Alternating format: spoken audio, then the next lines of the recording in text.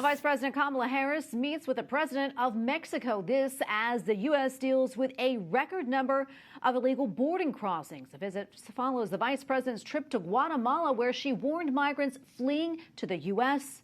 do not come. White House correspondent Owen Jensen reports. Owen? Tracy, good evening to you. Tonight, the U.S. faces unprecedented numbers of attempted border crossings. This as the White House is trying to find the root cause of immigration. It's this administration's perhaps biggest challenge. Que nos visite la vicepresidenta Kamala Harris.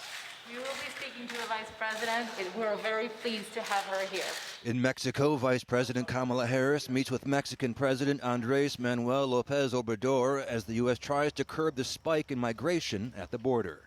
This will be followed by the signing of the Memorandum of Understanding on International Cooperation between the Mexican Ministry of Foreign Affairs and the United States Agency for International Development, with the President of Mexico and the Vice President of the United States as witnesses of honor.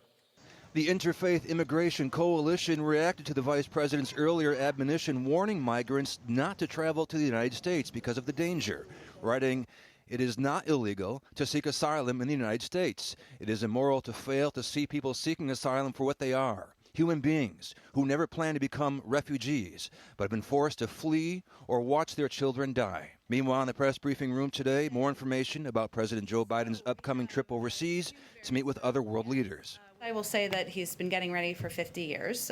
He has been on the world stage. He's known a number of these leaders for decades, including President Putin and including a number of the leaders he'll see at NATO and he'll see at the G7. And in the president's upcoming U.S.-EU summit in Brussels, both U.S. and European bishops issue a joint statement reminding global leaders, even as the pandemic seems to be receding in some nations, it is still hitting others in the world very hard. On both sides of the Atlantic, it has also caused deep wounds and exposed our vulnerabilities.